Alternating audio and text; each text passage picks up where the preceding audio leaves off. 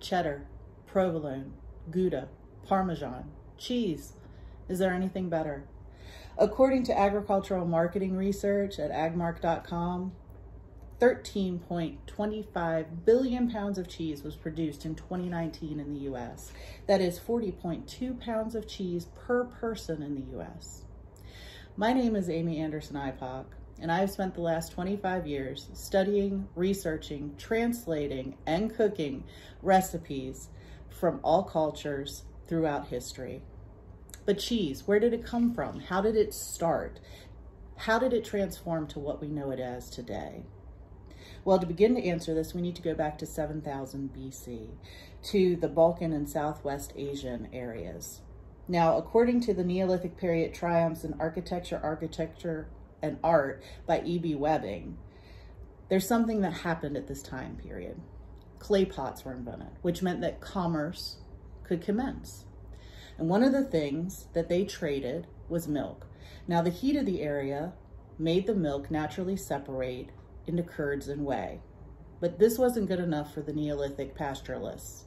They wanted to find a way to take this culinary delight and make it consistently. So they ended up inventing what we know as a clay sieve, which separates the curds from the whey manually. Now, this technology was passed down to the Sumerians, and in Mesopotamia, cheese was made in what was called units of cilia. Now, cilia is about 1 liter, but the Mesopotamians added something to this process. They would put a clay lid and seal it so that the cheese could last longer. And according to Traditional Cheeses of Turkey by Kumbar, the amazing part is this tradition is still done today, thousands of years later, which I think is pretty amazing. But cheese was so revered that it was even offered to the gods and goddesses. It was used in religious and temple life.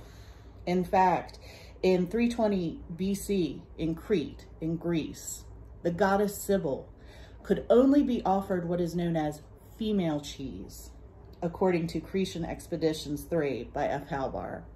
Now, what is female cheese, you might ask? Well, you got to remember at this time, we're still dealing with soft cheese, the shaping of the curd, basically.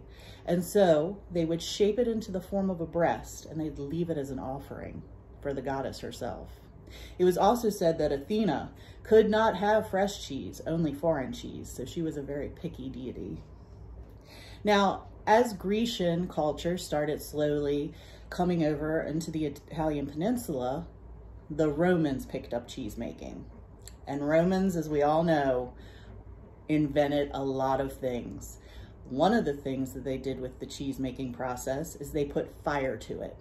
They dried out the curds, then they would round it out into pucks, slather it in butter, and put it away to dry, thus creating the first dry cheese that we know of. Now, this helped, especially when they were trying to feed their armies. It was something that traveled well and would sustain well. And it was said that every farm should keep at least 10 wheels of cheese on hand. 10 is a very important number in cheese, amazingly enough. It's also really amazing that Cicero of Senate fame wrote in his De Argilla Cultura about the first appearance of cheesecake. Leave it to those Romans.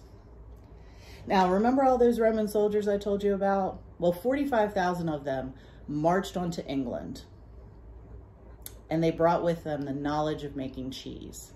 Now, the Roman society fell, but the knowledge of making cheese stayed with the Romanized Britons. And it was so revered throughout England that there were laws made about it. In fact, in the 7th century, King Anne of Wessex said that for every 1,000 acres that his vassals owned, they had to submit 10 wheels of cheese along with their gold tithing. That's according to Dark Age Economics, Origins of Town and Trade by R. Hodgins. Now we have dry cheese and we have soft cheese. And this way of making cheese stayed relatively the same. In the 1700s, in England, gentlemen of the day and age started demystifying the art of making cheese. They started writing about the best practices, how to cure it, things like this. And it was this knowledge that traveled over to America with the Puritans.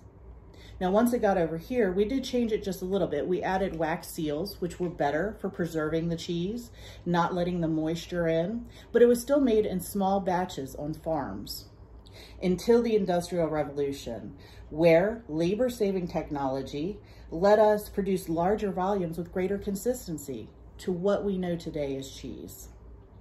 So the next time you open your fridge and you pull out a slice of cheese, or you drizzle some cheese sauce on your pasta, think about those Neolithic pastoralists who made the first discovery of this culinary delight. From its humble beginnings in clay pots to what we know now in mass production, cheese has always been one of humanity's favorite foods.